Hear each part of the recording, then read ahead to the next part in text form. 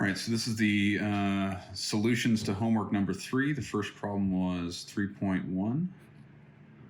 And we're asked to use the techniques of the chapter to sketch several graphs. The first of which is x cubed plus x. And our first step is to find critical points.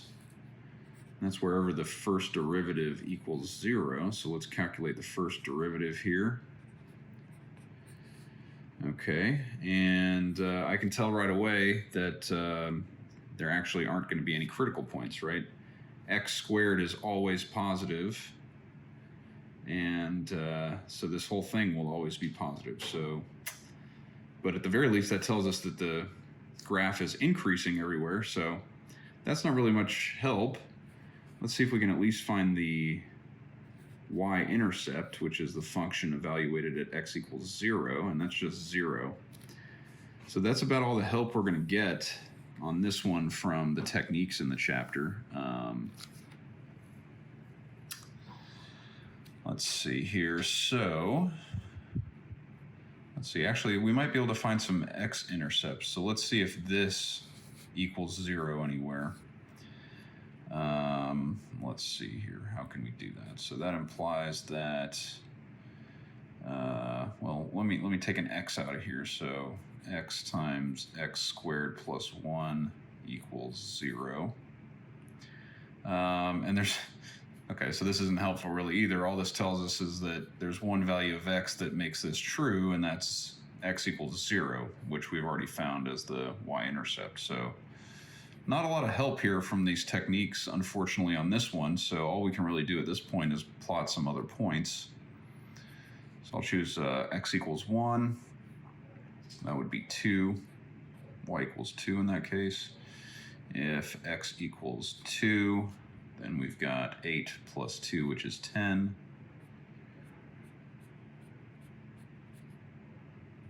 Okay, let's go in the negative direction now. Got a good idea where that's going. So negative 1, we get negative 1 minus 1, which is negative 2. Negative 2 would be negative 8 minus 2, which is negative 10. So this is going to look just like it does on the other side of the y-axis, just inverted. So we'll get something that kind of looks like that. And that's about as best we can do here on this one.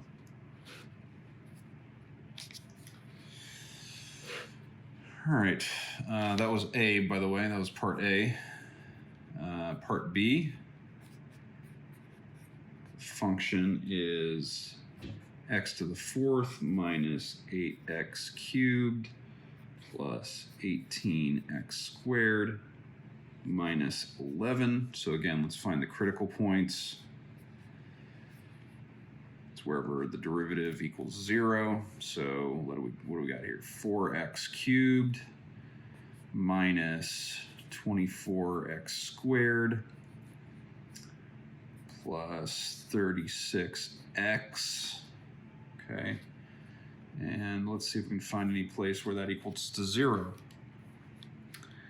So I'm gonna simplify this and factor out some common terms. I notice that 4 goes into each of these, and there's an x also in each, so we can take out a 4x, and we're left with x squared minus 6x plus 9 equals 0. And we can factor this. Right, what adds to negative 6 that multiplies to 9? Well, that'd be negative 3, right? Negative 3 times negative 3 is positive 9, and it also adds to negative 6. So we can factor that.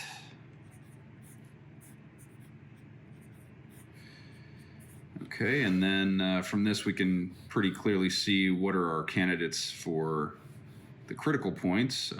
In this case, x either equals 0 or 3. And then to find the critical points, we just need to take these values of x and plug them back into the function up here. So let's see, f of 0 is 0 minus 0 plus 0 minus 11. And that turns out to be our y-intercept, actually. Since x is 0, right, that's actually our y-intercept. And then if f equals 3, let's see, 3 to the 4th power, that'd be 9 times 9, which is 81. Let's see, 3 to the 3rd power is 27 times -8. Let me just do that over here. 27 times, I'll just make it 8 and then add the negative back in a second. But let's see, 8 times 7, that would be 54. And that'd be 16 plus 5 is 21, so 214. So that's minus 214. 3 squared is 9 times 18. Let's see, that's 18 is 2 times 9. 2 times 9 times 9, so 9 times 9 is 81, times 2 is 164, so let's see, plus 164 minus 11. Okay, so let's see here, we'll add up the positive numbers and then subtract the negative ones. So 164 plus 81. Okay, so 245. We'll subtract 214. And then we'll subtract 11. All right, 20. Okay, so critical point when x is 3 is y equals 20. So there's our critical points, 0, 0, and 3, 20. And we also have our y-intercept. Let's see, is there anything else we could do here? I don't know if we can find any x-intercepts. I think that would be pretty difficult. Let's just give it a shot. Is there anywhere where f of x equals 0? Let's see, so I could factor out an x squared out of there. So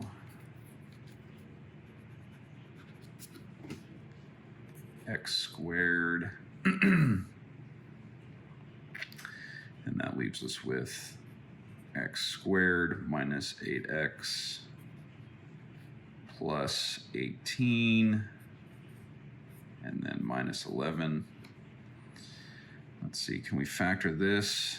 Doesn't look like we can easily factor this. We could use the quadratic formula to get some factors, but there's nothing that I can think of that multiplies to 18 and adds to -8. Because let's see, 2 times 9.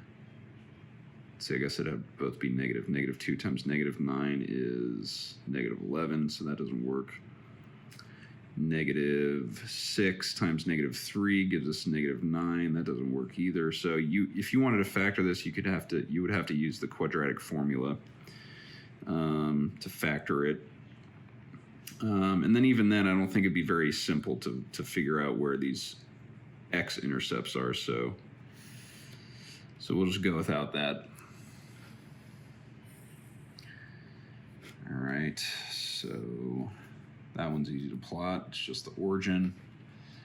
Then we got 320, so 1, 2, 3, and then I'm going to count by 2s on the y-axis here. So 2, 4, 6, 8, 10, 12, 14, 16, 18, 18, 20. There we go. So a point like that. So we've got these two critical points. Oops, I made a mistake here. So I forgot to subtract the 11. So that's my bad. There we go. So this is actually -11. So 2, 4, 6, 8, 10, 12, and then right in the middle there. Okay, so that's the critical point there, not the origin. My mistake.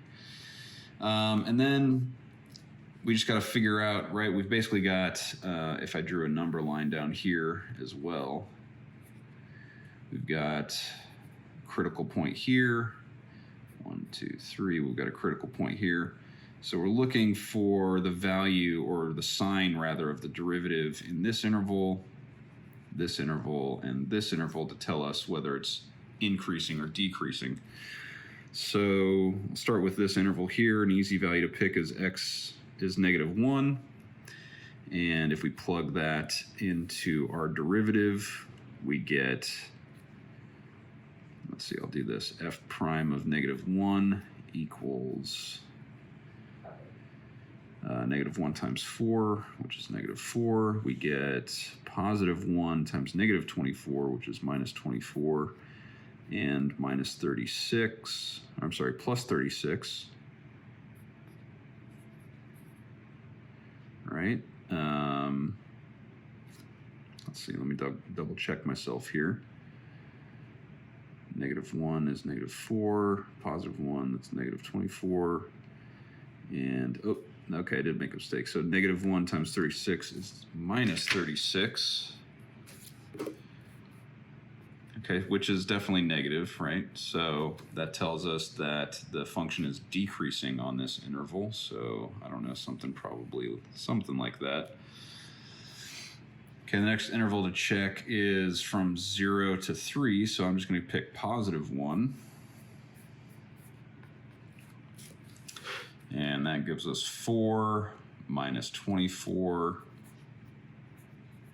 plus 36, and that is definitely positive, so it's increasing on that interval. I don't know, something like that perhaps. And then here's our other critical point at x equals 3, so I'll pick x equals 4 to get us into this interval here. And let's see, 4 to the 4th power, that'd be 256, right? 16 times 16, minus 24 times 16. So let's figure that out. All right, 6 times 4 is 24. 6 times 2 is 12, plus 2 is 14. And 1 times 4 is 4, and 1 times 2 is 2. So 4, 8, 384, okay. And that's going to be minus 384.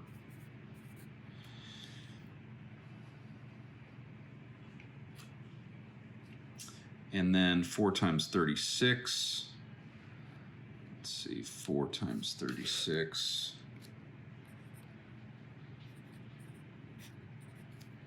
It's going to be 4 times 6 is 24, and that's 12 plus 2 is 14, so 144. All right, and then I'm going to add these positive numbers and then subtract that. So 256 plus 144 is 400, minus 384. That's just 16, which is positive, so it's also increasing on this interval. So at this critical point here, it actually doesn't switch from increasing to decreasing. It just becomes flat and then starts increasing again. So something like that. All right, so not a super easy one to graph. Now, without finding other points, plugging in various values of x and finding the y values and plotting other points, that's about as best as we can do on that one. Okay, let's look at C now. We've got f of x equals 1/3 x cubed plus 9x plus 3. So again, let's find our critical points. Where does the first derivative equal 0? All right, so that's going to be, let's see, 3 times 1/3 is 1, x squared plus 9. All right, so where does that equal 0? Well, again, we've got something similar to the first one. This will never be 0, right? This would have to be -9 somehow, but it can't. It's a square. So there are no critical points. All right, well, hopefully we can at least find the y-intercept, which is where x equals 0. And that gives us 0 plus 0 plus 3, so it's just 3. So that's our y-intercept, 0, 3. Let's see, are there any, can we solve for any x-intercepts? Let's see if we can make this equal to 0, the function equal to 0, and solve for any x-intercepts. Well, this is going to be pretty hard to factor. In fact, I'm not even sure how you would go about doing that.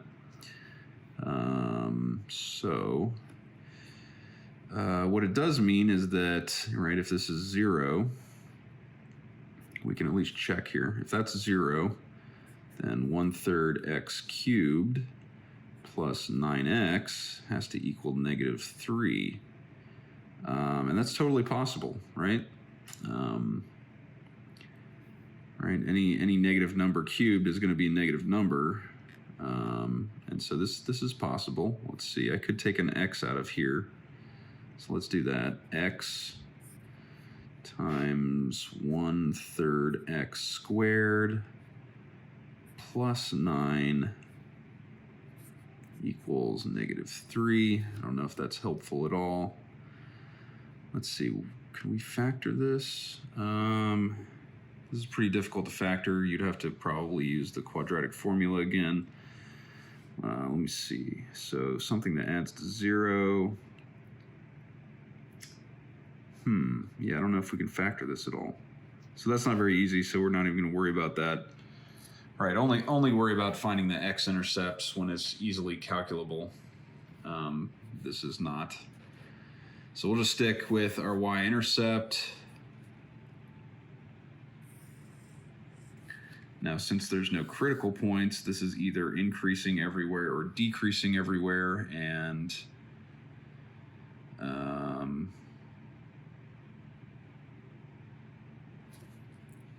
let's see, this x3rd should dominate, which means we should have tails. Yeah, so this is going to be increasing everywhere because it's x cubed, and the tails either one goes to -infinity and the other goes to +infinity, or vice versa. So since this is positive, this coefficient on an x cubed is positive, it's going to be increasing everywhere.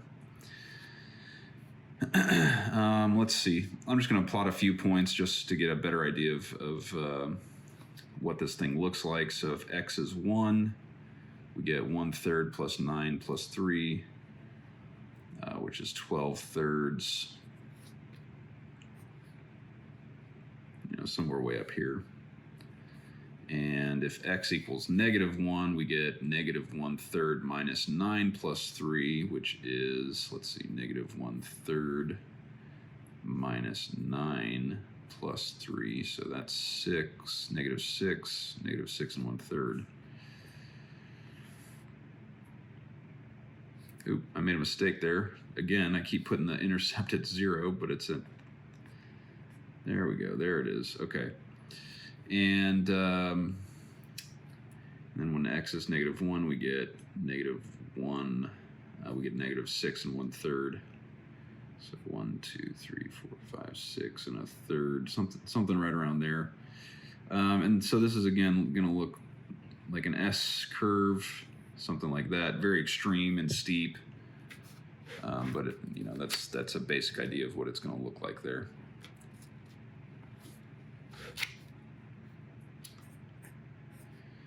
Okay, the next one, f of x equals x to the 7th power minus 7x. All right, so again, let's find our critical points. 7x to the 6th power minus 7 equals 0. Let's factor out a 7 there. 7 times x to the 6 minus 1 equals 0. All right, so the only candidate for that is for x to be equal to 1. So that's our x value of our critical point, and then we plug that back into the original function there, and we get 1 minus 7, so the y value of the critical point is -6. All right, we can also find out the y-intercept by plugging in 0 here, and it's just 0. So the y-intercept is just the origin, and I'll get it right this time. Let's see, we'll do that, that. All right, so there's our y-intercept. There's our only critical point. Okay, so again, the critical point is telling us sort of the intervals that we need to check for increasing and decreasing. So that's 1, right? So we need to check -infinity to 1 and then 1 to +infinity. So let's check this region here. And 0 is pretty easy, right? That's in this interval. So let's plug 0 into the derivative here. That's going to be 0. So 7 times -1 is -7. So it should be decreasing on that interval. So I don't know, probably something like this. I don't know. And then we need to check this interval from 1 to +infinity. So I'll pick x equals 2 and plug that in here. So 2 to the 6th power. 2 times 2 times 2 times 2 times 2 times 2. Well, that's just 4 times 4 times 4. And that is 48. 48 minus 1 is 47. And then times 7 is a huge positive number. So it should be increasing after that.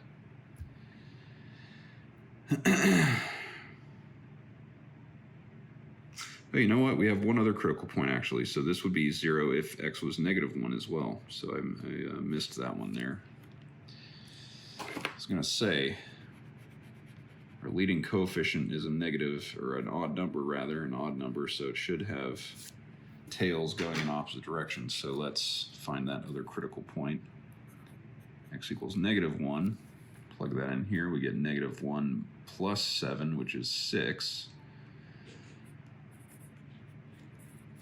Okay, so -1, 1, 2, 3, 4, 5, 6. So there we go.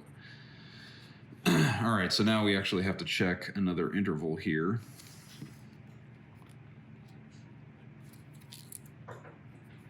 Now we already checked this interval, this middle interval, right? We plugged in 0 here, and we got a negative number, so it should be decreasing here.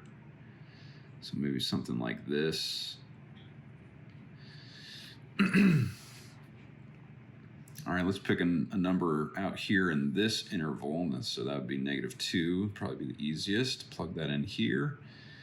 2 times 2 times 2, that's just 4. 4 times 4 times 4, which is 48. -1, so we get the same positive value. So it should be increasing on this interval here. I don't know, something like that. And then when we picked 2 out here, it was increasing again. So something like that. That's about as good as we can do. I guess we could have tried to find x-intercepts. Let's see if we can do that. Is there anywhere this equals 0? Well, yeah, 0, right, for both of these. We already found that one. I don't know if there's any others, so let's see here. We can rewrite that as x times x to the 6th power minus 7. Okay, so x equals 0 is one intercept. There's going to be another intercept here. So wherever x to the 6th power equals 7, those two values of x would also be x-intercepts. But I have no idea how to take the the 6th root or whatever it would be called of that. So we'll leave it at that. It's good enough.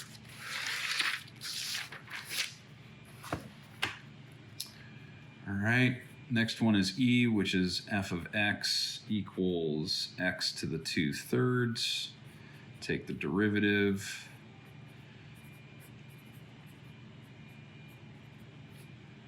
All right, and then where does that equal 0? Well, just x equals 0. So our only critical point, right, if we put that back in there, x equals 0, we get 0 again. So the critical point is at the origin.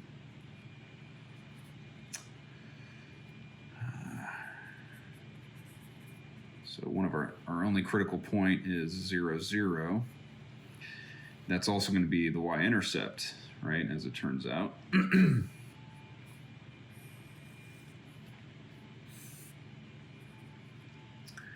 Okay, so we need to check these two intervals here. So I'm going to just pick -1, throw that in there. Now let's see, what's another way of writing that? That would be x squared over x cubed, right? No, that's not right. That would be the cube root of x squared. There we go. All right, so when x is -1, that becomes +1. Cube root of +1 is just 1. Okay, so there we go. There's 1.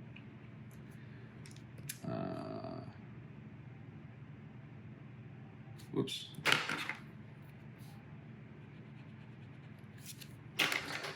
All right, so we just need to check these intervals for whether they're increasing or decreasing. So take a point, take an x value in this interval and plug it into the derivative here. So I'll pick -1. I'm going to plug it in here. So let's see, 2/3 times, I'm going to rewrite this as 1 over the cube root of x, and we picked -1, and that is the same as -2/3, right? So the cube root of -1 is -1, so that's -1. All right, that's how we got this here. So it's going to be decreasing on this interval here. And then what about this interval from 0 to +infinity? So again, we'll plug in 1. We can basically just use this again, right? This time plug in 1 here. The cube root of 1 is 1. It's a positive number, so it'll be increasing on this interval here. So let's see. I'm gonna see if I can find some y values for these. So -1, plug that in here. That's the same as this, right? And -1 squared is +1. Cube root of +1 is 1. So it'll go through that point there. And it'll be the same for this one here, right? So this is kind of looking like a parabola. Okay, so that's pretty good. That'll be sufficient. And one more. F of x equals 2x to the 6th power minus 3x to the 4th plus 2. Take the derivative of that to find our critical points. We get 12x to the 5th minus 12x to the 3rd plus, that's it. That's it actually right there. All right, so where does that equal 0? 12x to the 5th minus 12x to the 3rd equals 0. And we can pull some stuff out of here. 12x to the 3rd times x squared minus 1. We can actually factor that even further. 12x cubed times x plus 1 x minus 1 equals 0. Okay, so we're going to have 3 critical points here. When x is 0, x is -1, and x is +1. So x equals -1, 0, and +1. And then we just need our y values. So plug these into the original function. So we'll start with -1 here. Well, that'll be +1 times 2 minus 3 plus 2. So 2 minus 3 plus 2 is just 1. All right, what about 0? 0, 0, 2. And 1, same thing as a negative 1. So our critical points are negative 1, 1, 0, 2, and 1, 1. And this is also the y-intercept, so we don't have to bother finding that separately. We already found it inadvertently here when we found the critical points. So let's go ahead and start graphing this thing. Let's plot these critical points. So negative 1, 1, 0, 2, and 1, 1. Okay, so we basically have to check 3 intervals.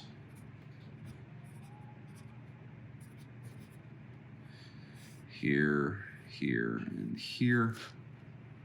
Let's see, so I'll pick negative 2, plug that into the first derivative to see what the slope is. So negative 2 to the 5th power. Let's see, that would be negative 32 times 12. And this is actually going to get dominated. Right, so this minus value is gonna be outweighed by this. Let's see, can we just plug it in here? Maybe that'll be easier. Negative 2 cubed is negative 8 times 12 is negative 96. Just keep track of that over there. Negative 2 here would be negative 1. So that would make that positive, and then negative 2 here would make that negative 3.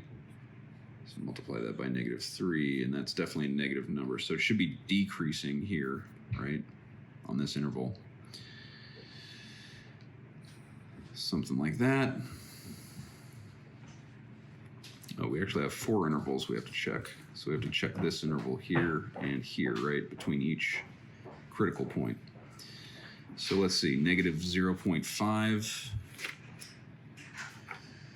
Let's see, plug that in here. We get a negative number, a positive number, and a negative number. So negative times a positive times negative is positive, so it'll be increasing on this interval. Then pick 0.5. That'll be positive here, negative here. So overall it'll be negative, so it'll be decreasing on that interval. And then we'll pick positive 2 for x this time, and we get a positive number times a positive times a positive, so it'll be increasing again. So we get kind of a W shape. Okay. All right, the next exercise was 3.4.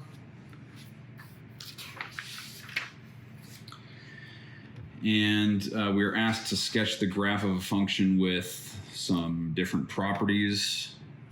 So for the first one, the properties are that the derivative of x, or sorry, the derivative of f of x is positive, so it's increasing everywhere.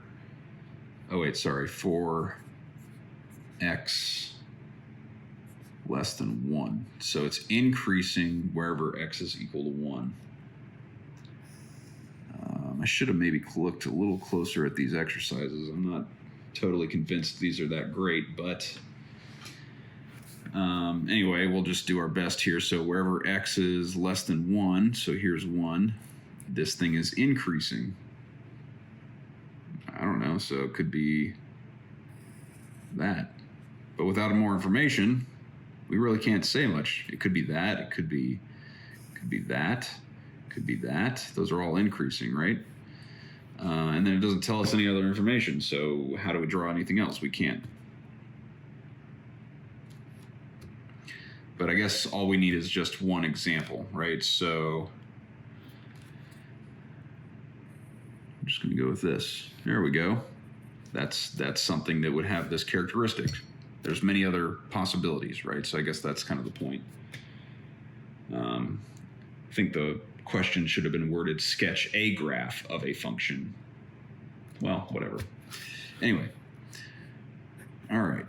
The next one, the characteristics are that the derivative of f is negative, so it's decreasing for x greater than 1. And let's see, it's decreasing for x greater than 1. So, right, the same graph would actually work. Something like that, right? Right, for C, now we've got a second derivative is negative for x less than 2. So what this tells us is that when x is less than 2, the slope is getting more negative, or it's decreasing, in other words. All right, because the second derivative tells us how the slope is changing. So if it's negative, the slope is getting more negative. So let's see, here's x equals 2 there, and something very similar. Try to draw that right there. Okay, so that would work.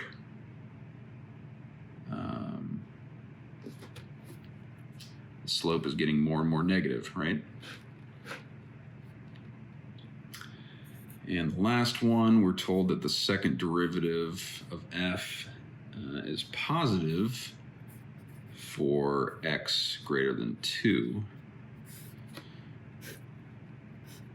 So 1, 2. So now it's saying that for x greater than 2, the slope is getting more and more positive. So something like that would work. There you go.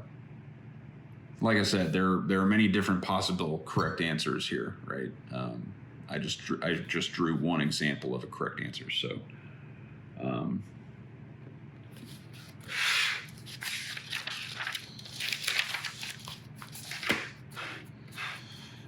right. The next exercise was 3.6.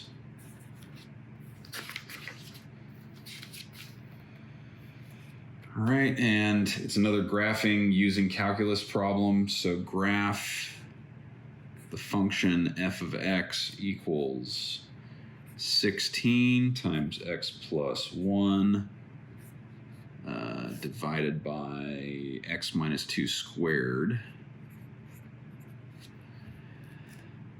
Okay, so we've done several of these already, but this one's a little bit more complicated because we're going to have to use the quotient rule here as well as the power rule. Okay, so just to remind you, the quotient rule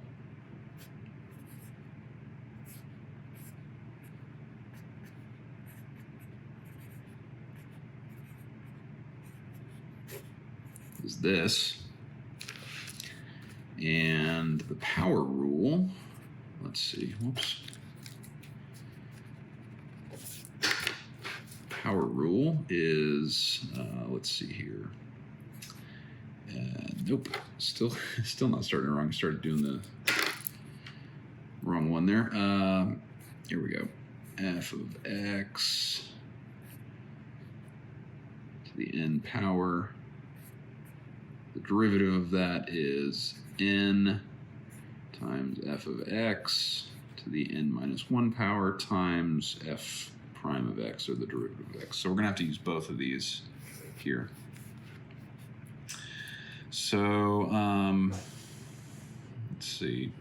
See, I actually like using the Heidi-ho stuff, but I'm going to make this capital F so that we can make the top here little f and the bottom g. All right, so we need to take the derivative of the top there, first of all, right? So here we go. The derivative of big F is going to equal,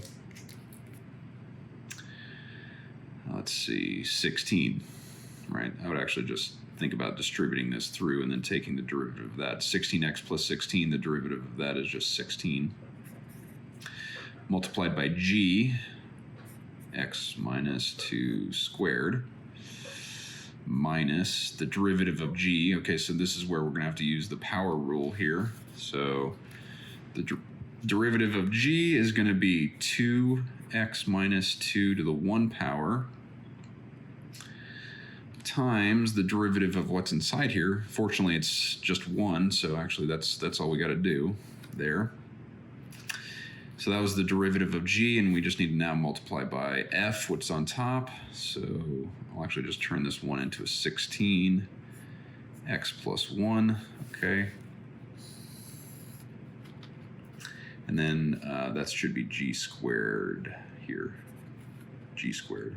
So g squared is just going to be x minus 2 to the 4th power.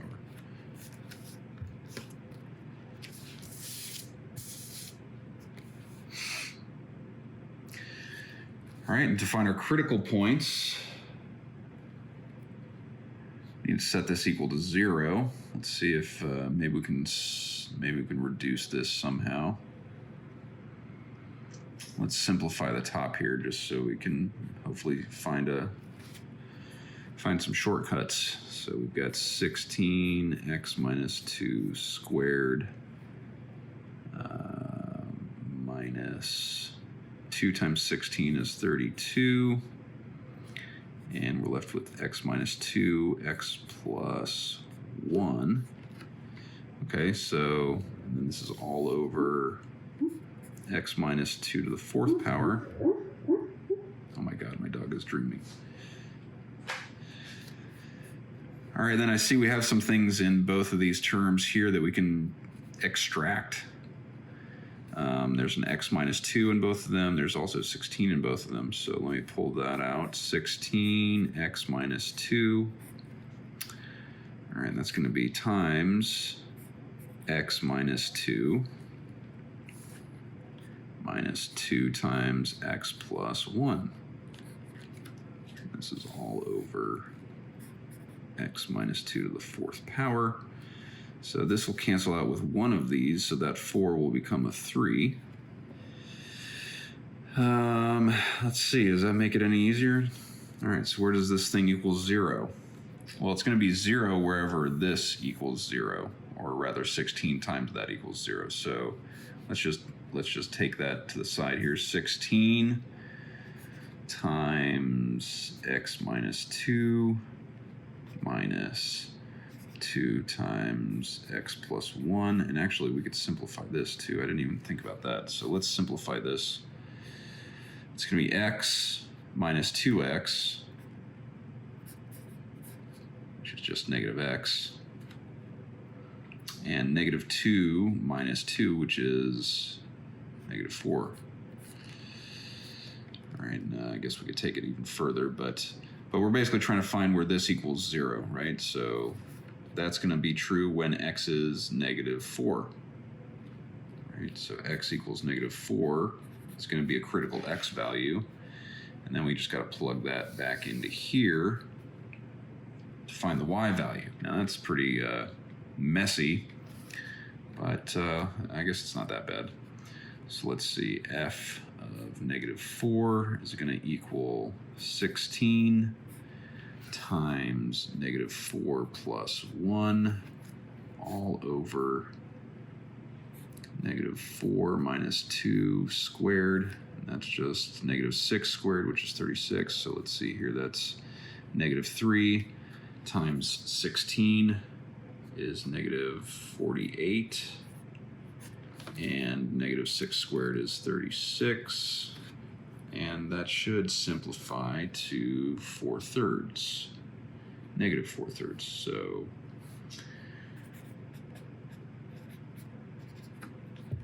all right, so there's our critical point there. Let's see, we could also plug in x equals 0 to find our y-intercept. So let's see, 0 here would be just 1 times 16. So I'll go ahead and do this. Make sure we keep track of it. All right, so 16, and then 0 here would be negative 2 squared, which is 4. 16 over 4 is just 4. Okay, so there's our y-intercept. All right. Now let's double check here, right? The denominator here cannot be 0. So that's the other thing, actually. So we're going to have an asymptote here, right? The denominator cannot be 0. So let's see, x cannot equal 2. That'll give us an asymptote. So we do have a little bit more information there. All right, so y-intercept, 1, 2, 3, 4. Critical point is 1, 2, 3, -4 and -4/3. So there's 1, 2, and then it's going to be 1/3 of the way from there to there. Something like that is our critical point. So as far as checking intervals, let's put in our asymptotes. So okay, so x can't equal that. So we're going to have some kind of asymptote going on here. Let me double check and make sure I didn't miss anything. Looks good. Yeah, I think we should be good here. So we're going to have another interval here. We're going to want to check.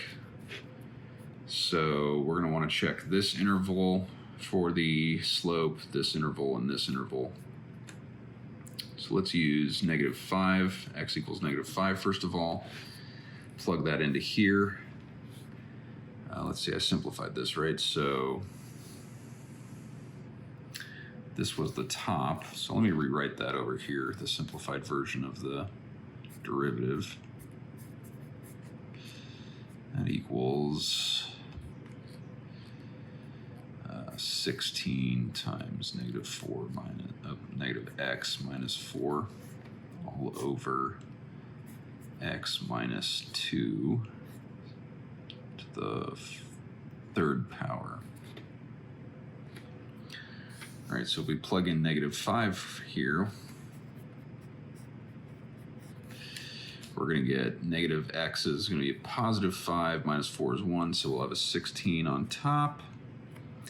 And then -5 minus 2 is -7, and that raised to the 3rd power is going to be, let's see, -7 times -7 is 49, and 49 times -7 is, let's see, 50 times -7 would be 350, and then we need to subtract 7 from that, so 343, -343. I guess we didn't even have to go that far. We really don't, I should be more clever here. We don't actually have to calculate these numbers. We just need to figure out what the signs of these things would be. So top is positive, bottom's negative, so that's going to be negative, which means it's going to be decreasing in this region. Okay, so maybe something like that. I don't know.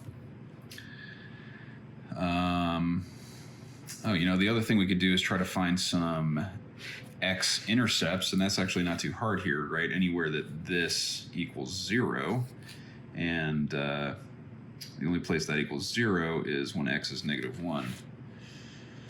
So that should be an x-intercept. But if that's our only x-intercept, that means that this can't look like this.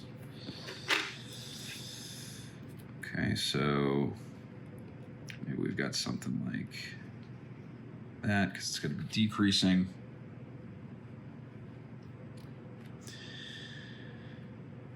And then the next interval we need to check is this one here. So I'm just going to use 0, plug that into our derivative here. 0 minus 4 is -4 times 16 is negative 64. So the top is negative. 0 here, -2 cubed is also a negative. So this will be positive. So we've got an increasing function here. And it should look something like that, right? Because we've got our asymptote there. And then what about positive values greater than x equals 2? Let's see what happens when we get, when we make x 3. So if we plug 3 in here, we get -3 minus 4. That's a negative number times a positive is a negative. Positive 3 minus 2 is positive 1, so we'll get a positive number on the bottom. So it should be decreasing in this region. So not really sure. We didn't have any other x-intercepts, so it's got to look something like that. All right, so probably not exactly like this, but it's going to look something like that, right?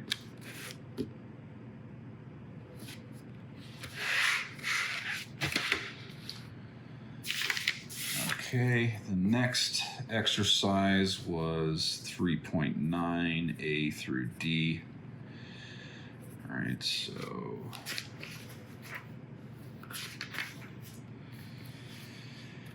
so for this exercise, we need to take each of the following functions with specified domains, D1 and D2, find the global max and the global min of the function on each domain if they exist, and we need to justify our answers.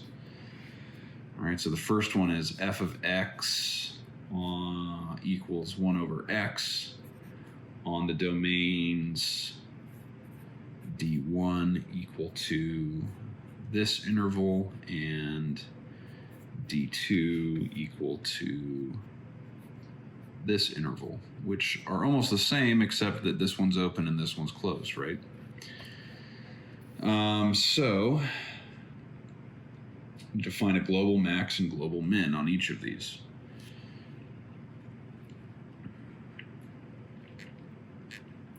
All right, so this one here, it might be helpful to graph these. So 1 over x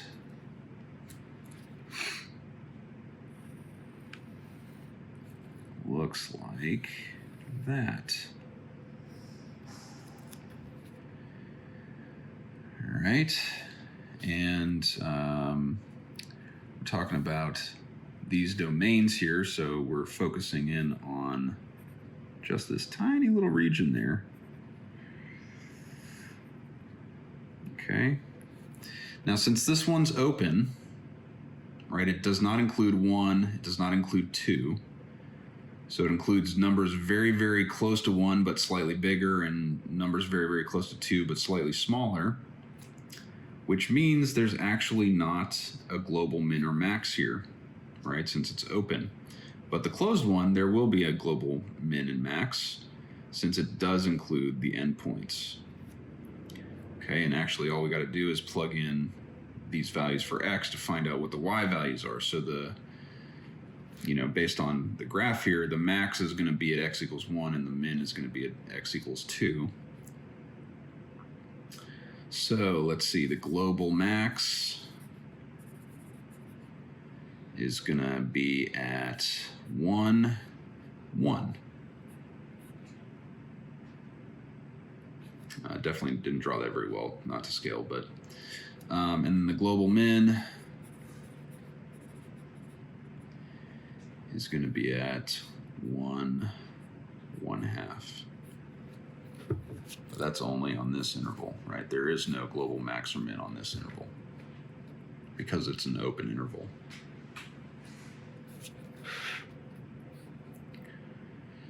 All right, part B, we've got f of x equals x cubed plus 3x. And the first domain is the set of all real numbers. And the second domain is the closed interval from 0 to 1. All right, so the only way we're going to have a global min or max here is if we can find a critical point where we have a global min or a global max. Here, this will definitely have a global min or max somewhere, but it's possible that this won't. And in fact, basically looking at this, I can already tell, since this is a cubic function, that there's not going to be any global min or max here.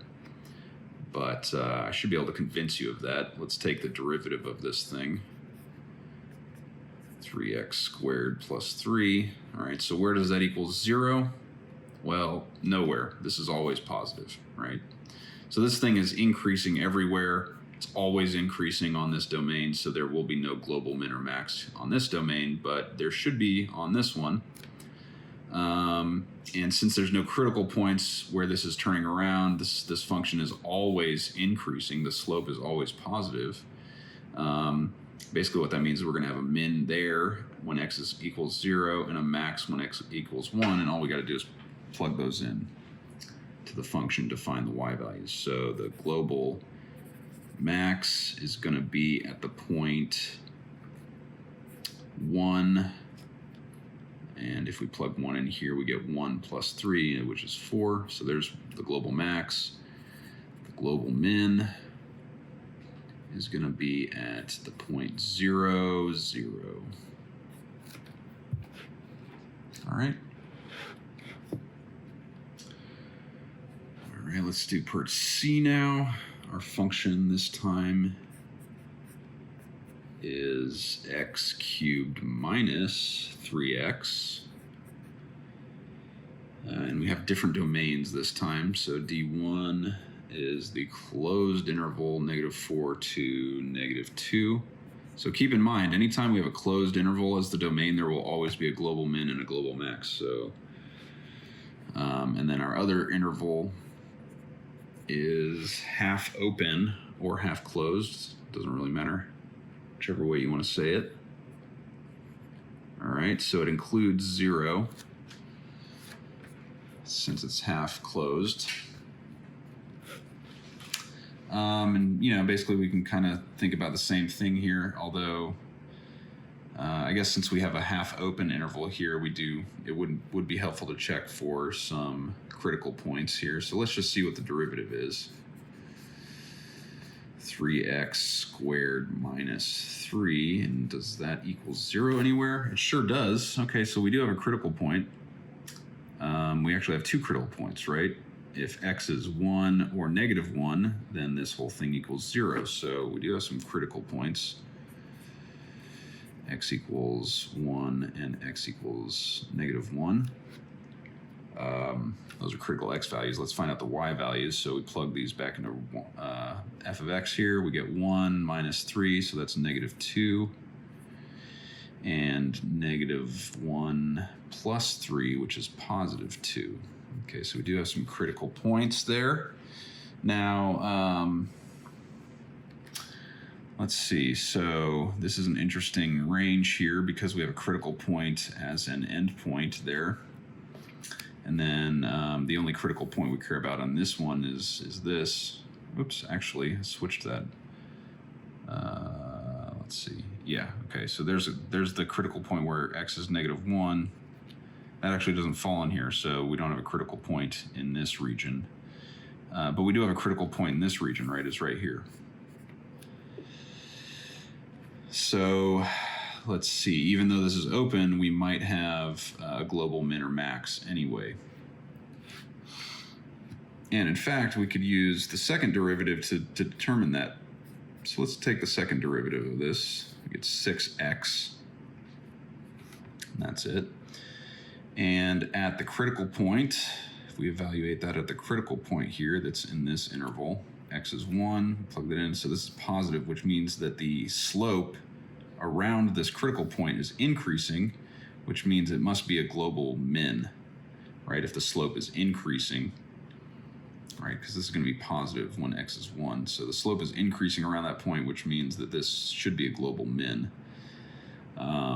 Now, since there's no critical point in this interval, it means the endpoints are going to be the global min and global max. So we just got to plug these in and figure out which is which. So let's start with this one. Global max on D1. Let's see. So if we plug -4 in here, we get -4 cubed is going to be negative. What is that? 16 times 4, 40, 64. Okay, I was right. So -64 minus 3 times negative 4, which is minus a negative 12, so plus 12. So negative 64 plus 12 is negative 52. Okay, so that was when x equals 4. So actually I kind of jumped ahead of myself. Not sure which is which yet. So 1 point is going to be... the other thing we could do is actually just pick a point in here and figure out whether the function is increasing or decreasing. That's actually a lot easier. That'll tell us right away. So we'll pick negative 3, plug that in here, or hell, even negative 2 would work since it's part of that interval. So if we throw negative 2 in here, we get 4 times 3, which is 12, minus 3 is 9. So the derivative is positive, which means that this function is increasing over this entire thing, which means that's going to be the min and that's going to be the max. So the global min, we already found the y value when x is negative 4, so the global min will be at negative 4, comma, negative 52. And the global max will be at... Let's see, we'll throw negative 2 in there. We get negative 8 minus negative 6. So negative 8 plus 6 is negative 2. And sure enough, right, negative 52 is less than negative 2. So that is the min and that is the max. So this is for the first domain. And then this one we got to check, right? So we have a critical point in there. So I'm just going to kind of draw a number line to help us conceptualize this. So there's 0, which is included, positive infinity. And we have a critical point at x equals 1. So we need to check this interval and this interval for whether it's where it's increasing and decreasing. Now, like I said, since we took the second derivative and we found the second derivative is positive, that means that this is actually... This critical point should be a global min, but let's just verify that. So let's pick a point in this interval, plug it into our first derivative to find the sign of the first derivative. So 0.5, let's say. All right, so 0.5 squared is 0.25, or 1/4. So that's 3/4 minus 3, so it's negative there. So the slope is decreasing, or the function is decreasing. And then if we pick, say, x equals 2, I guess it would be more like that. So x equals 2, plug that in here. We get 4 times 3 is 12, minus 3 is 9, so that's positive. So sure enough, right, the function is decreasing on this interval and then increasing on this interval. So this critical point is going to be a global min.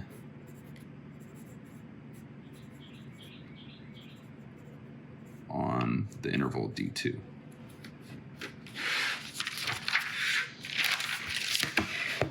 All right, last one, part D. Our function is f of x equals x squared over x plus 1.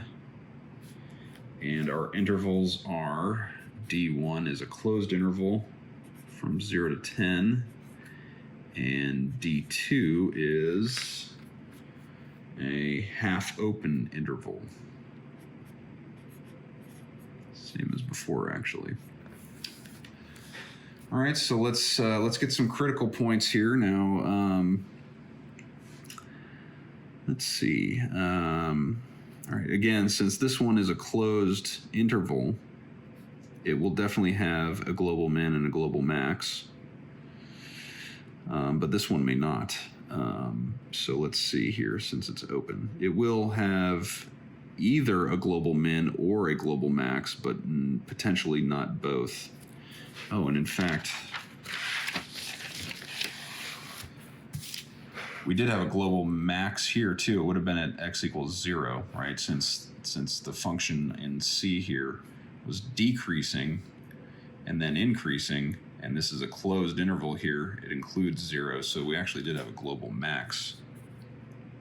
Oh, actually, No, that's not right, because if it's increasing here to infinity, then it's just going to keep getting bigger and bigger. So actually, we don't have global max.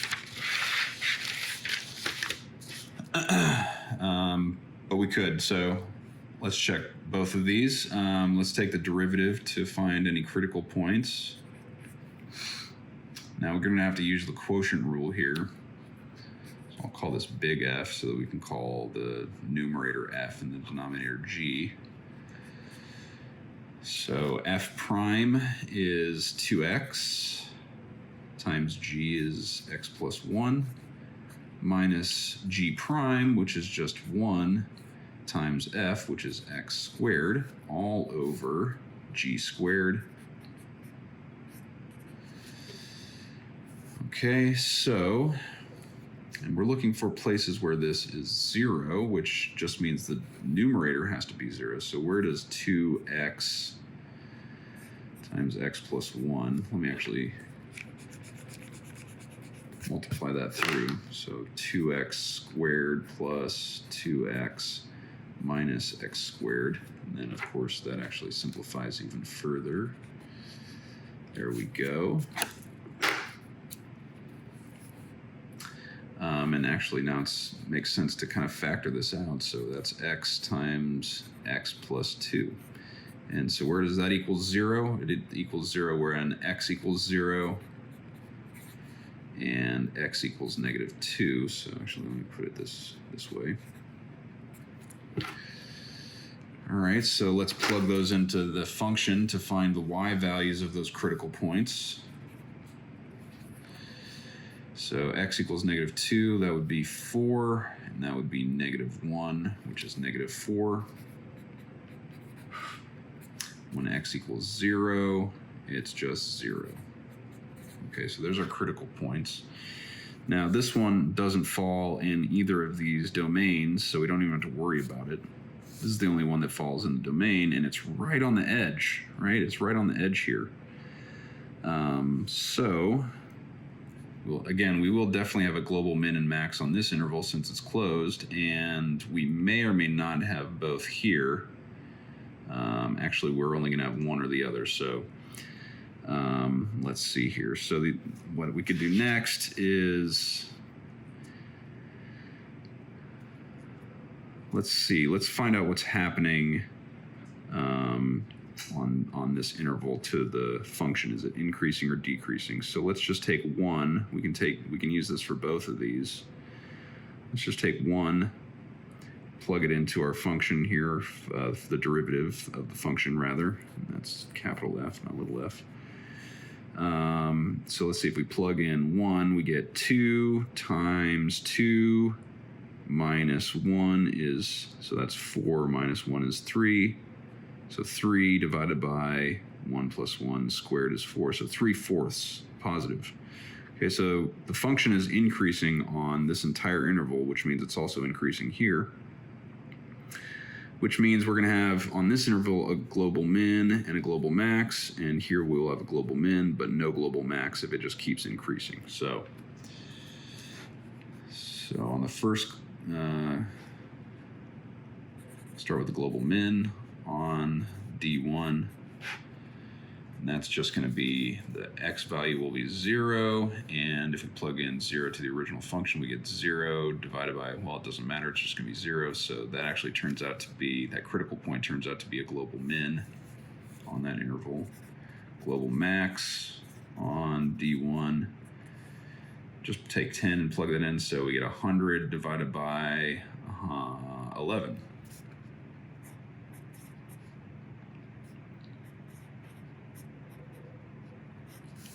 Okay, there's the global max. And we already found the global min for this domain, right? It's that x equals 0 point here. So that's also the global min on this domain. And like I said, there's no global max here because the function is increasing on this entire domain. So there is no global max.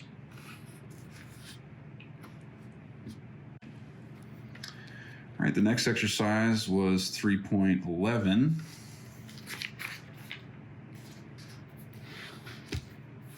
And this is a word problem. So we're told that a manufacturer can produce economics textbooks at a cost of $5 a piece.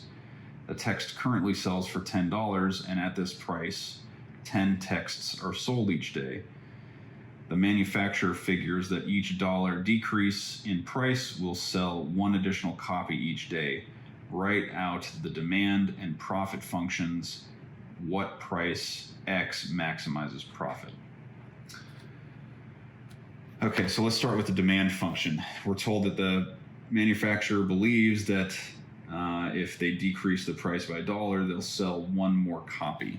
So that basically means that the slope of the demand curve is -1. Okay, so X is the quantity demanded.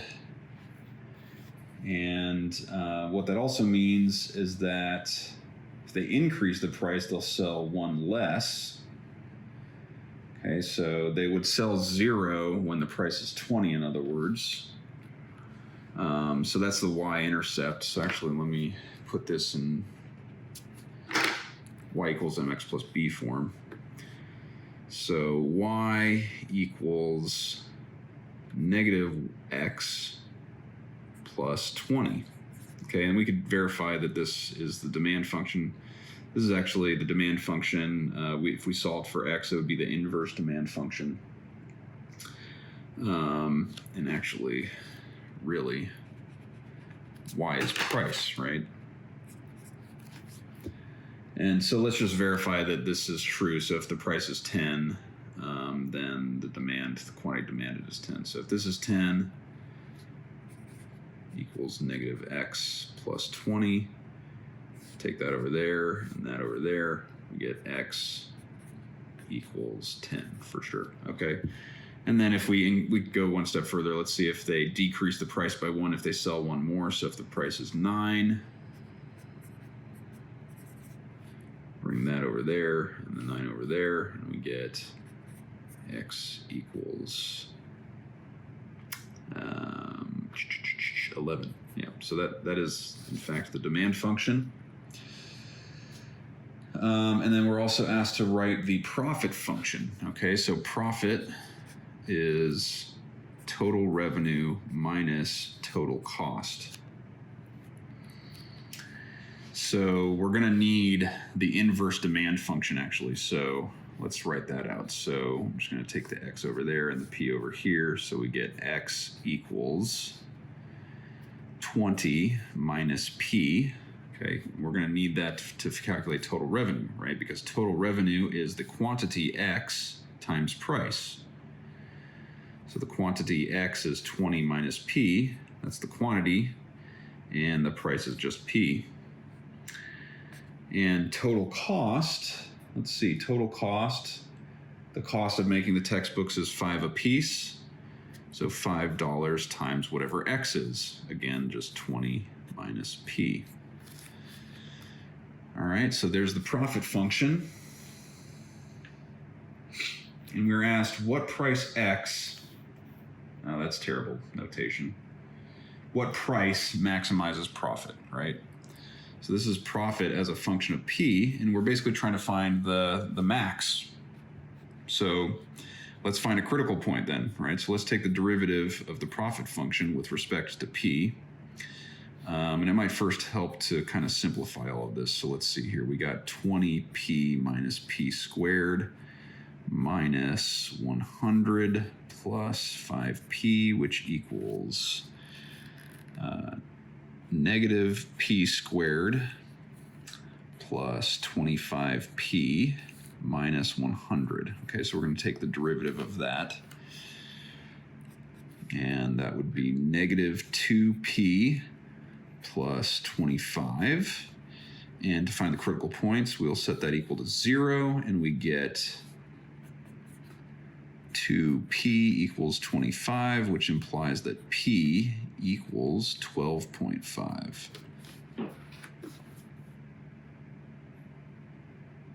Now, if we wanted to guarantee that that's a max and not a min, we could look at the second derivative, which equals simply -2. And that tells us that the slope around the critical point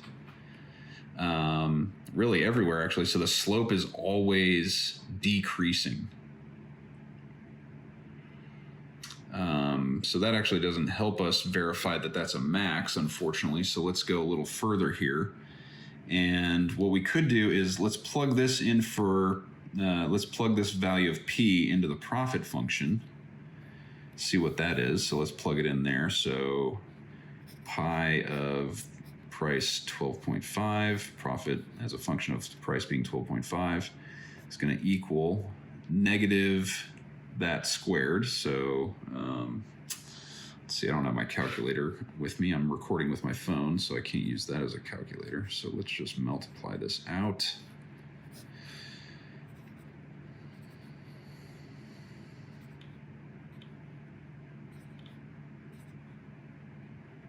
Should have given myself more room. Let's see. It's 10, 5, and 2, and then one more 0. I'll bring it down here. 2 zeros actually. And then 5, 2, 1. Those up. 5, 2, 16, 5, 1 with 2 decimal places. Okay, so there we go. That's 12.5 squared. All right, P squared. And that's going to be negative. So negative 156.25 plus 25P. So let's figure out what that is. Of course, you could use a calculator to make this quicker, but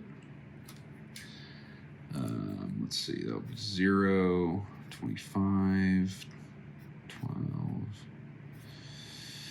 0, 10, 5, 0, 5, 2, 0, 5, 2, 11, 3, 2 decimal points. Okay, so that's what that is. So plus 312.5 and minus 100. Minus 100. Well, that equals negative 156.25 plus 212.5. And let's see.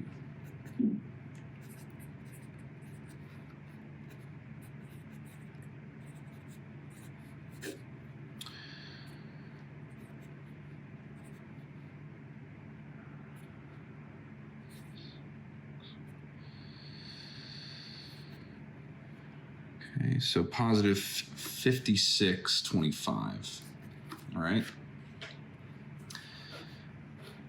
Now, basically, now we're just going to pick another price that's close, but on either side of P here. I guess it doesn't really matter.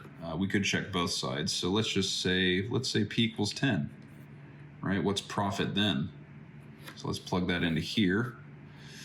So pi of 10 is going to be negative 10 squared plus 25 times 10 minus 100. That'll be minus 100 plus 250 minus another 100, and that equals just 50. Okay, so that is bigger. So pretty confident that's a max. If we wanted to be super sure, we would pick another value on the other side of P here, maybe price equals 13, and verify that profit is smaller than that when price is 13. But there you go. There's the profit maximizing price right there.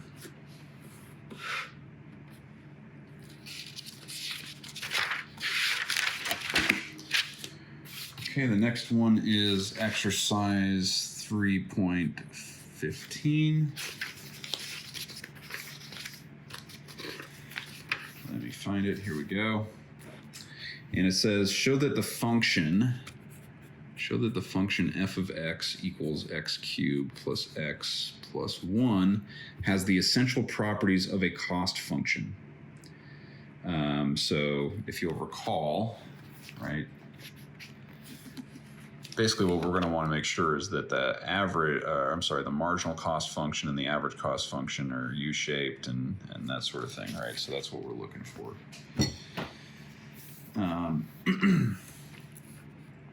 So remember that the derivative of this function if that's the cost function, right, then the derivative of that function gives us marginal cost, which equals 3x squared plus 1. And that's definitely got a U-shape, right? That's a parabola with y-intercept equal to 1. So that's definitely got a U-shaped kind of, or at least, I guess we have to keep in mind that x is the output, and that's only going to be, it's going to be non-negative.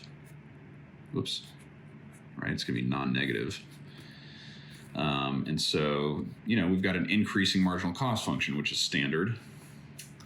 Now, to get average cost, we take the cost function and divide by x, right? The output, to get the average cost. If this is total cost and we divide by the output, then we get average cost. So average cost is the cost function divided by x, which equals x cubed plus x plus 1 divided by x.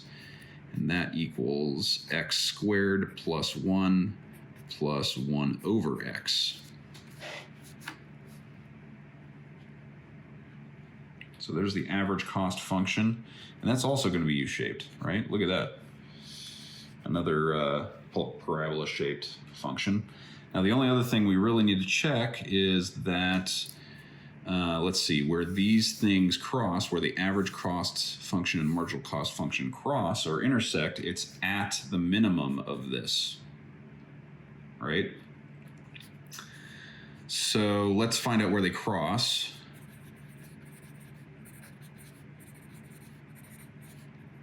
Or intersect.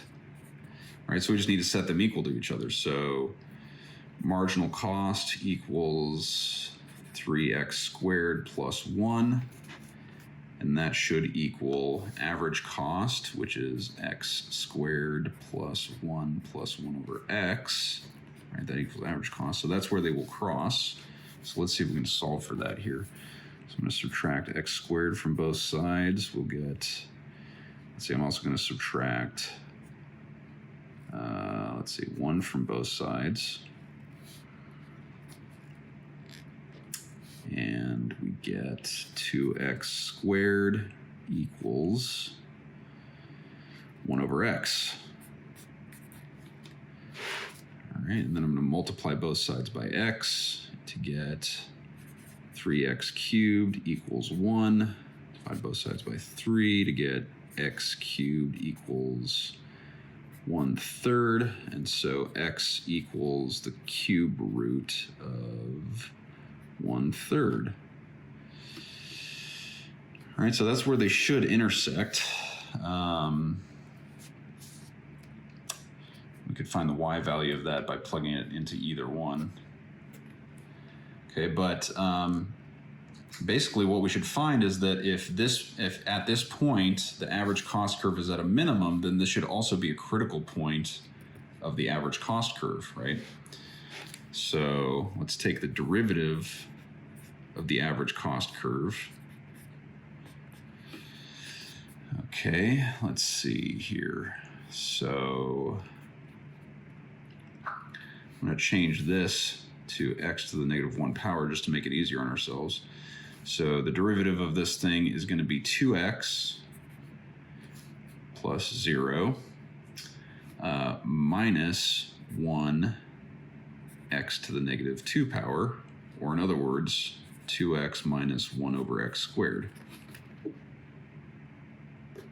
Okay, so that's the derivative, and if we set this equal to 0, oh, I made a mistake here. Somehow I got to 3. That should have been a 2. Divided by 2, divided by 2. That's 2. So 1/2. Okay. Sorry, that's the correct. That is the correct x value of where they cross, right? The average cost and marginal cost cross. Okay. Now, here's the derivative of the average cost curve. Let's set it equal to 0 to find our critical point, and that implies that 2x equals 1 over x squared. Okay, let's multiply both sides by x squared. That gives us 2x cubed equals 1. Divide both sides by 2.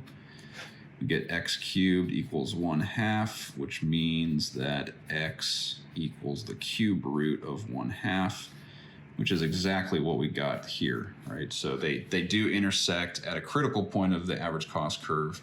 And since the average cost curve is parabolic, meaning it's a U shape, then that critical point is going to be at a minimum. So there we go. The marginal cost curve does cross the average cost curve at its minimum. And those are the standard characteristics of a cost function. All right, the next one is exercise 3.19. And we are asked to compute the point elasticity for the demand function given in 12 of the chapter. So let's go find that. Okay, equation 12 is x equals f of p. So this is an inverse demand function, and it equals k k times p to the negative r. K and r are positive numbers. Okay, so that's our function. We're asked to compute the point elasticity for this demand function. And the price elasticity, which will be the point elasticity since this is continuous and we're using calculus, we're told in equation 9 what the price elasticity is. And we derived it, but we don't have to prove that here. We can just use our resources.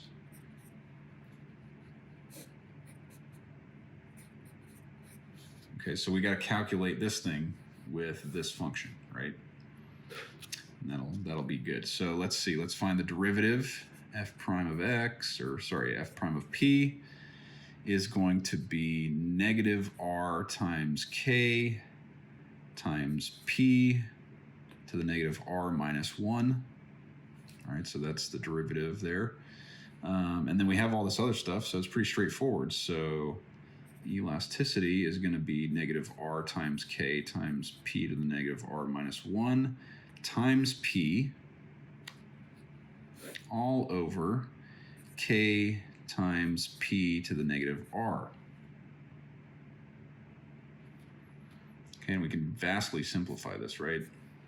Those k's cancel out. P to the minus r minus 1 times p, well, if we multiply these together, it's going to add 1 to this exponent, so this will actually disappear when we multiply by that. And then all we have left here are the same things, so those cancel out. So what we're left with is that the point elasticity is simply negative r.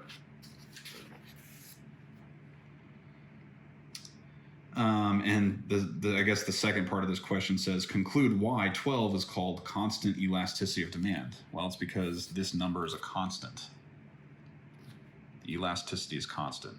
And that's regardless of what price is or how much you sell. And in other words, it's constant regardless of where you are on the demand function. So there we go. All right, and then the last one is 3.22. All right, so it tells us for f of p, so this looks like another demand function, equals a minus bp, and c of x, so a cost function, equals kx squared. It says calculate explicitly the formula for the optimal output and its price. Okay, so we have to do something that we did earlier, which is basically derive a profit function from this information.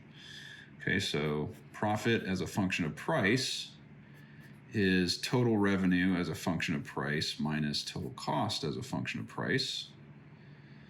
Okay, and total revenue again is just the quantity demanded, which is FP, times price, that's total revenue.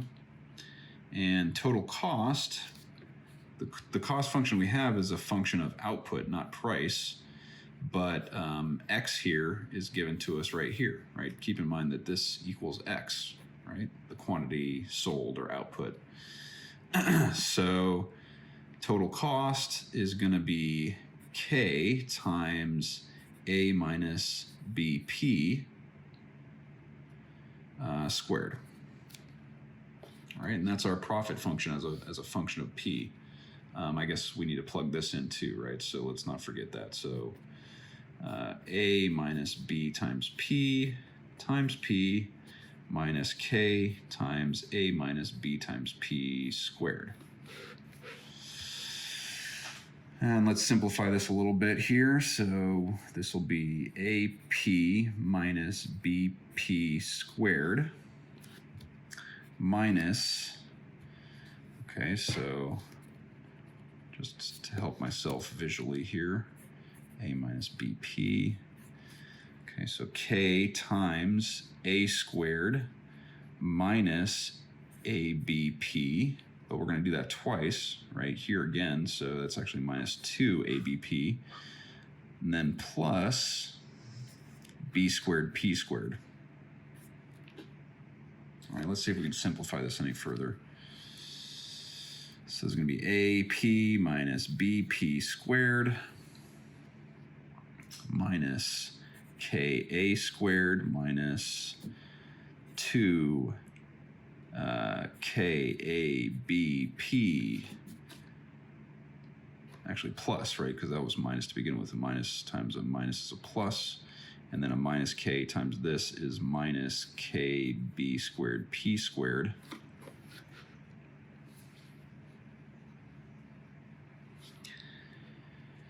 All right, and to maximize profit, we just want to find where we have a maximum here. So we need to take the derivative of this. It doesn't look like we can simplify it any further, but take the derivative of this with respect to price and set it equal to 0 to find that critical point. Okay, so A minus 2BP. There's no P here, so that'll disappear. There is a P here, so plus 2KAB. And there's a P here, so minus 2KB squared P. And let's set that equal to 0. Okay, now to get a function, a formula for the optimal price, we just need to solve this for price. All right, this will give us the maximum. This will tell us where price maximizes profit. So we just need to solve for price here. So let's see, we've got a P here and a P here. So I'm going to get all the other terms by themselves. So let's see, A plus 2KAB. And then both of these are minus, so I'll do minus 2B, but I'm pulling the P out, so let me put that out in front.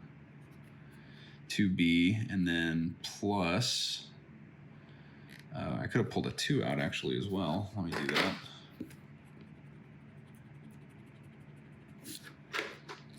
All right, both of these have, and they also have a B in common, so that might be helpful. So let's just go ahead and do that. So minus 2BP, and then that's going to be 1, and plus, all we have left over here is KB, and that equals 0. All right, so now we got to get this P by itself, right? So I'm just going to move this whole thing over there. So we get A plus 2KAB equals 2BP 1 plus KB, and we need to divide by 2B 1 plus KB. So let me keep going here. And we also need to divide this side by the same thing, 2B times 1 plus KB. That leaves us with just P over here, so I'll bring it on the left-hand side. P equals A plus 2KAB all over 2B times 1 plus KB. I guess we could take an A out here. I wonder if that would be helpful. A times 1 plus 2KB all over 2B times 1 plus KB. Ah, so close.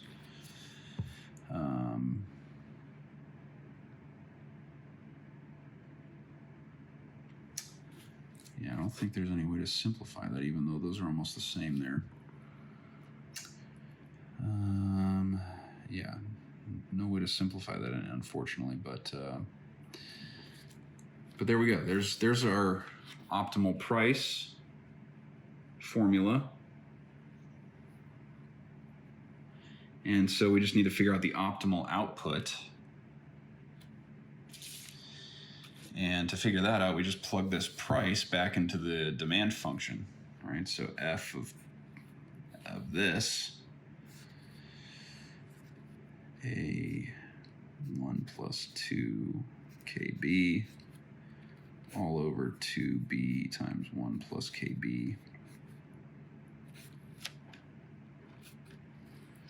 All right, and what was our demand function? It was A minus B times P, and this is P right here, so times A 1 plus 2KB all over 2B 1 plus KB.